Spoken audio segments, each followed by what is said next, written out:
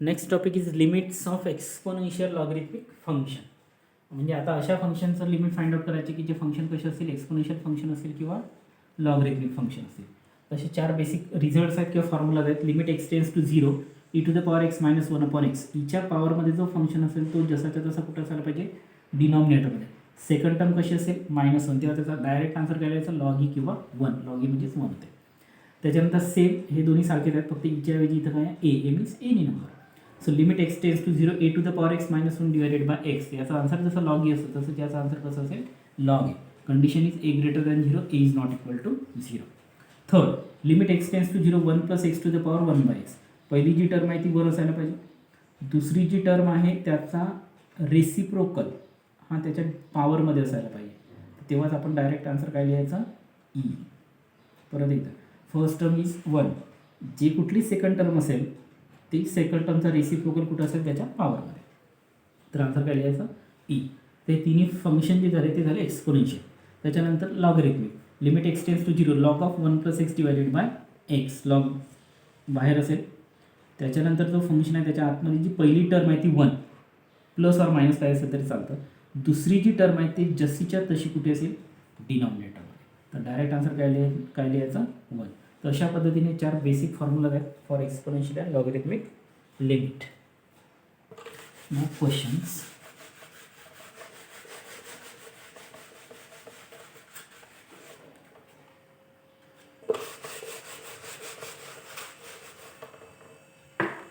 Limit x tends to 0, limit x tends to 0 5 to the power x minus 1 divided by sine x.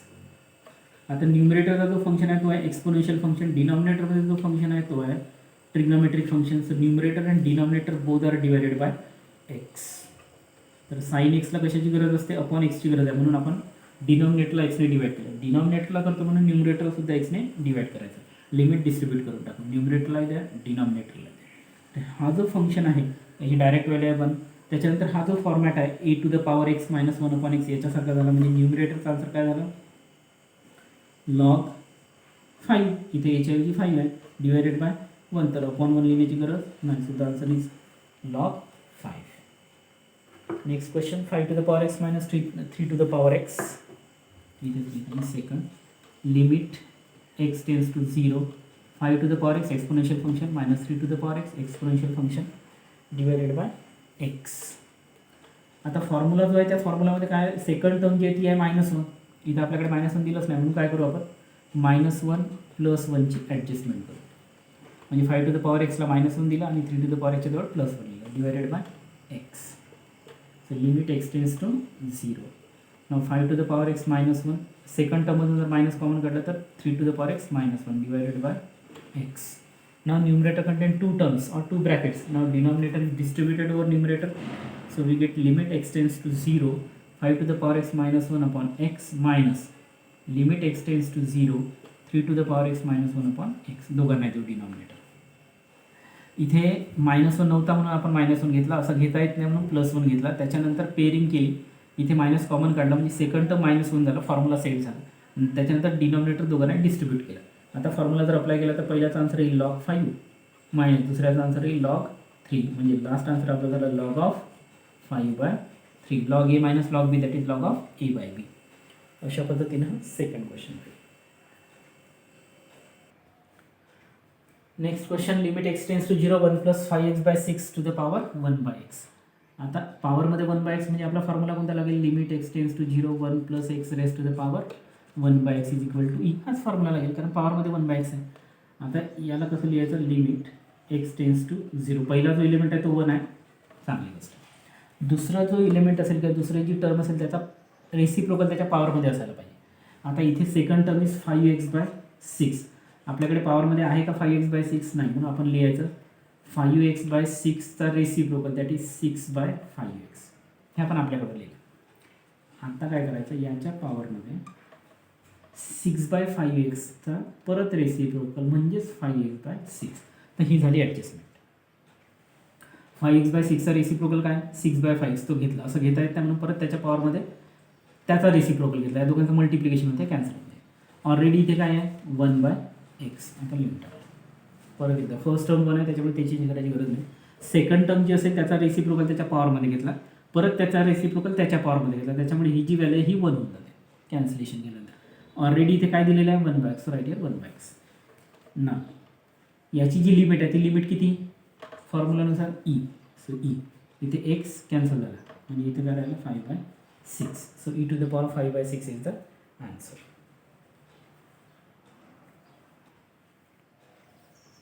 Next question, limit x tends to 0, 3x plus 2 upon 2x minus 5 raised to the power 1/3. Again, exponential function. So write here limit x tends to 0. पण फॉर्म्युलाचा जर विचार केला तर पहिली जी term आहे ती 1 plus किंवा 1 म्हणजे 1 असायला पाहिजे. Limit x tends to 0, 1 plus x to the power 1/x is equal to ह्या फॉर्म्युला म्हणजे पहिली टर्म 1 असायला पाहिजे. आहे का इथे नाही, तर आपल्याला एक असं लिहू 2 plus 3x upon 2 minus 5x. म्हणजे पहिली जी टर्म आहे ती 2 आली इथे raise to the power 1/3x. Now divided by 2 to both numerator and denominator.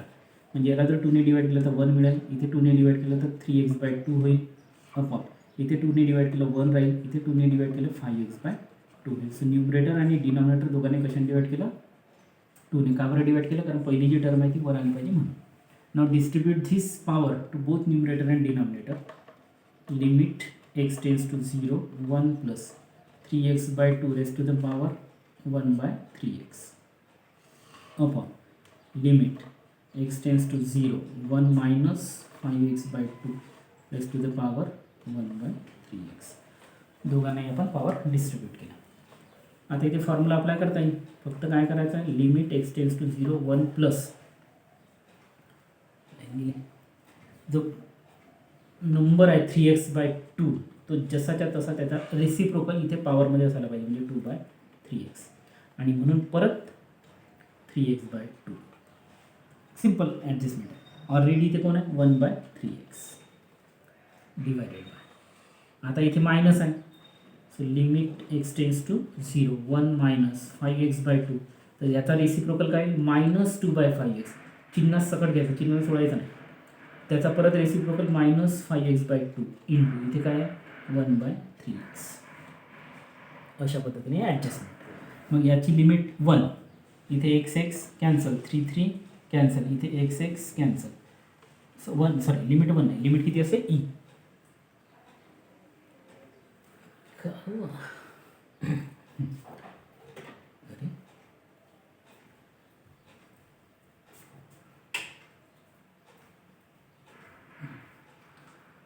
आता याची लिमिट ई म्हणजे e raise to the power किती उरेल इथे 1/2 अपॉन इथे e raise to the power इथे किती उरेल -5/6.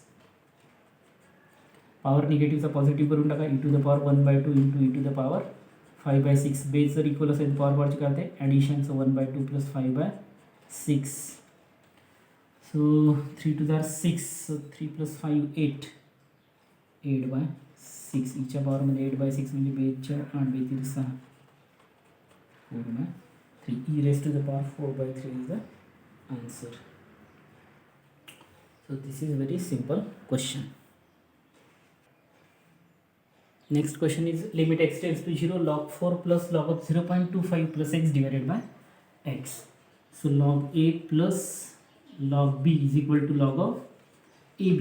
हा फॉर्म्युला आपण इथे अप्लाय करू म्हणजे काय होईल, limit x tends to 0, log of 4 into 0.25 plus x divided by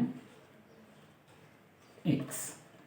Now limit x tends to 0, log of 4 into 0.25 that is 1 plus 4x divided by x. आपला फॉर्म्युला असा आहे, limit x tends to 0, log of 1 plus x upon x. याचा answer किती लिहितो आपण 1 लिहितो.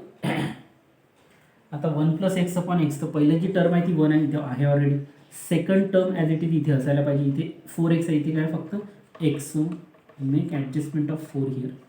So log of 1 plus 4x divided by 4x into 4 ही झाली 4ची ॲडजस्टमेंट. आता याची लिमिट किती 1, so 1 into 4 is equal to last answer is 4. अशा पद्धतीने याचा आन्सर कॅल्क्युलेट होईल.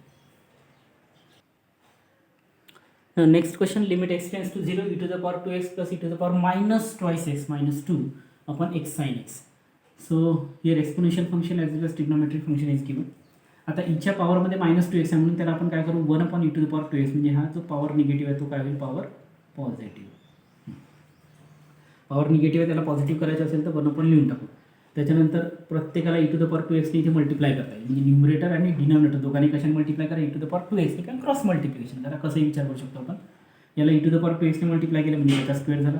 इथे हा मल्टिप्लाय केल्यामुळे कॅन्सल होईल 1 राहिला. याला e⁻²x ने मल्टिप्लाय करा. डिनॉमिनेटरमध्ये सुद्धा काय येईल मग e⁻²x येईल.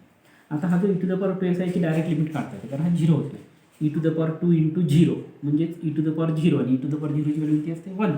सो म्हणून याला आपण लिमिट पुट करून बाहेर काढून टाकू. त्याच्यानंतर हा जो न्यूमरेटर आहे this numerator is a exact square term. What is a² + a² - twice ab + b² हा फॉर्म्युला इथे अप्लाय करता येईल. म्हणजे e⁻²x² - 2 टाइम्स e⁻²x × 1 इथे लिहू शकतो आपण. 1 is a square of itself.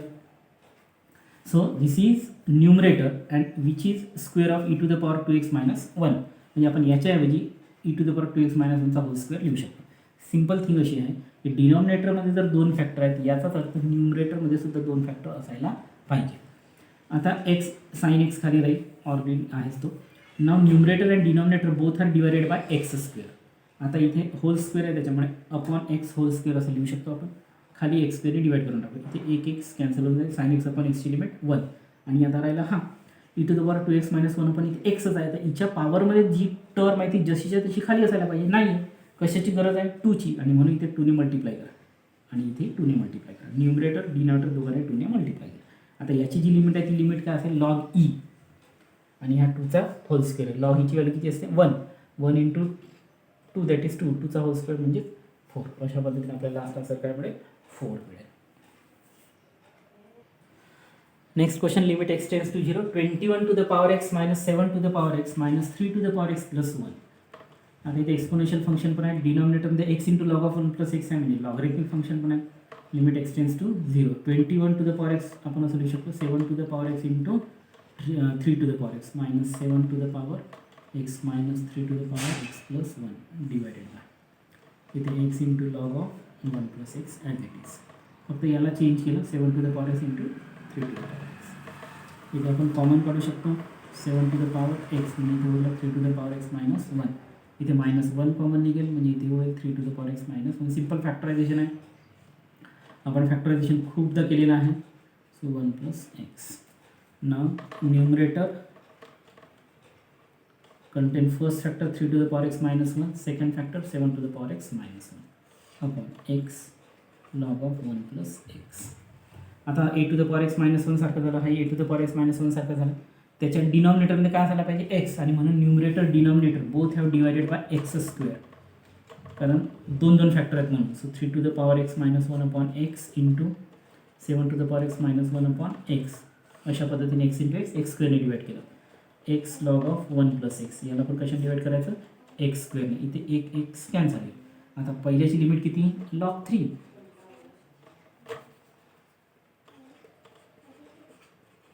याची लिमिट किती × log 7 आणि याची लिमिट किती 1.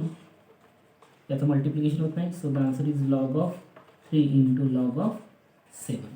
अशा पद्धतीने त्याचा लास्ट आन्सर आहे. So in this way we complete the topic limit of exponential and logarithmic function. म्हणजे तुमचा होमवर्क असेल आता एक्सरसाइज 7.6 is your homework.